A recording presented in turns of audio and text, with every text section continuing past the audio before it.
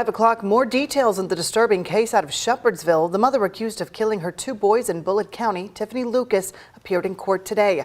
And a detective from the sheriff's office shared new details. Thanks for joining us. I'm Shay McAllister. And I'm Doug Proffitt. Today in court, it was revealed she told detectives the shooting was an accident. She's charged with the murder of her 2 boys. Ian Hardwitt and photojournalist Alyssa Newton have more on the testimony, and we're talking to family members. They should both be here today in school. Going to school, learning, playing sports. Maurice Baker Jr.'s stepmother, Michelle Rice, and Bobby Baker, his aunt, gather outside the Bullitt County Judicial Center. How do you accidentally shoot a kid 2 times and then shoot their brother? How do you do that? It's no. There's no we're accident. Not accepting that. It's not mental illness. She knew what she did. She had options. Bullitt County Sheriff's Detective Richard Beal testifies inside. He interviewed Tiffany Lucas, the mother accused in the murder of her boys, 6-year-old Maurice and 9-year-old Jaden. I asked Miss Lucas if she meant to hurt her children. She indicated that it was an accident. Quote, it was an accident, end quote. Detective Beal's testimony brought the hearing back here to the scene of the crime. He says another officer arrived to find a neighbor tending to the boys who were shot in the head, and that Lucas was outside in a nearby driveway. Lucas's defense asks the detective if the sheriff's office tried to detect any drugs in her system. Are you aware of any kind of toxicology screening or drug screening my client may have participated in between the time of her arrest and now? The detective answers no after the defense motions to preserve and review the evidence collected by the sheriff. Judge Jennifer Porter approves and leaves Lucas's bond unchanged at $2 million. Although court ends for the day, it's just the beginning for the family's mourning 2 special lives lost. We're going to be here every time, every step of the way. And we're going to make sure that we bring justice for these boys. Justice, the grieving stepmother says, is the death penalty. In Shepherdsville, Ian Hardwitt, WHAS11, on your side. And the judge ruled there was probable cause to bring Lucas's case to trial. The next time she'll appear in court, it'll be before a grand jury. And a late developing story we're following. There will be no verdict today in the federal trial of Metro Police Officer Brett Henerson, underway in downtown Louisville. The jury has wrapped up for the night, but still no decision. They will return tomorrow. The deliberations lasting almost a full day to decide the fate of Henerson.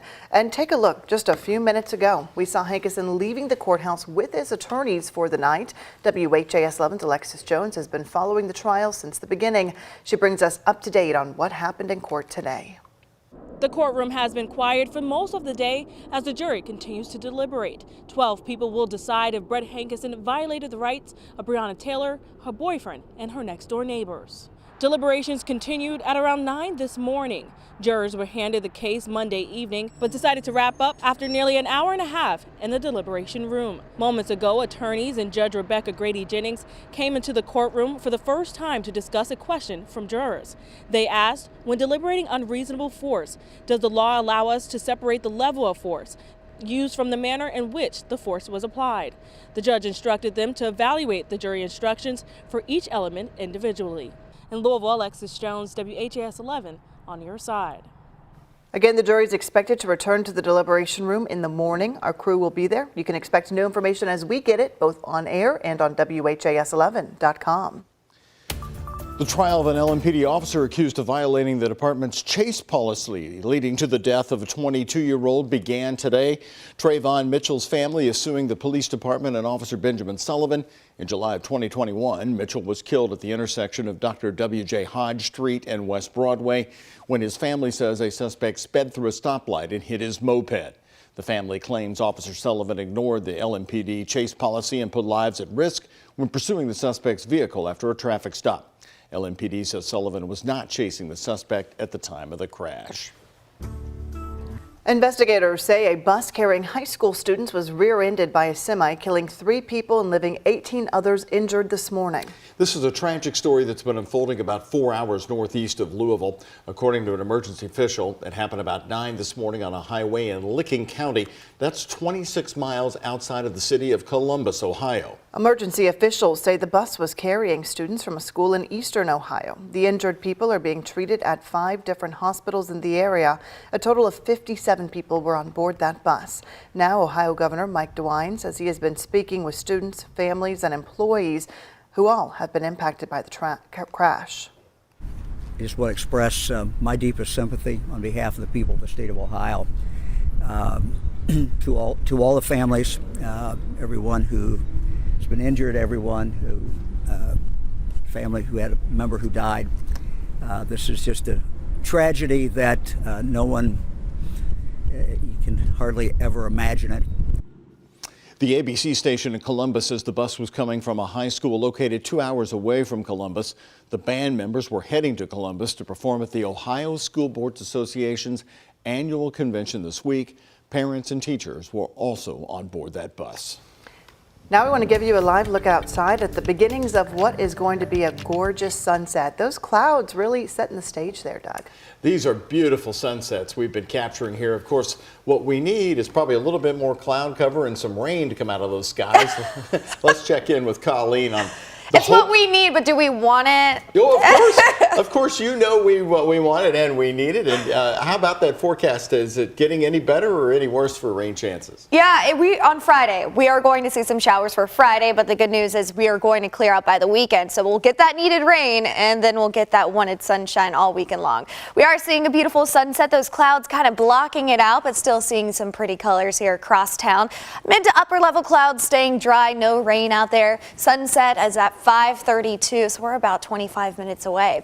Right now, cooling off to the 50s, a little quicker because of those clouds, keeping it a little cooler out there. We were in the low 60s, now at 59 degrees, so heading out for that evening stroll.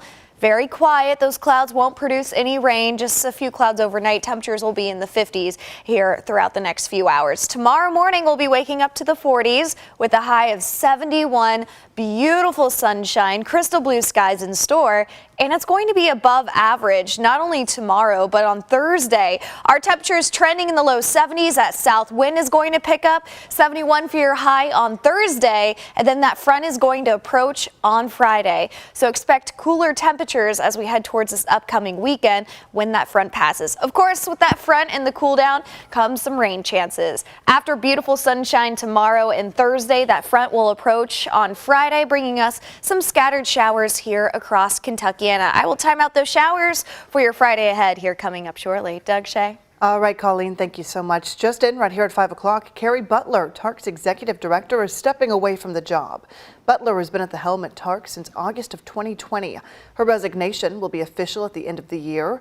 Starting next year, a new interim executive director will take over until the mayor's office selects a permanent replacement. Butler will remain with TARC as a consultant for a transition period of 6 months into next year. Louisville Mayor Craig Greenberg says he looks forward to picking TARC's next leader and will initiate a nationwide search immediately.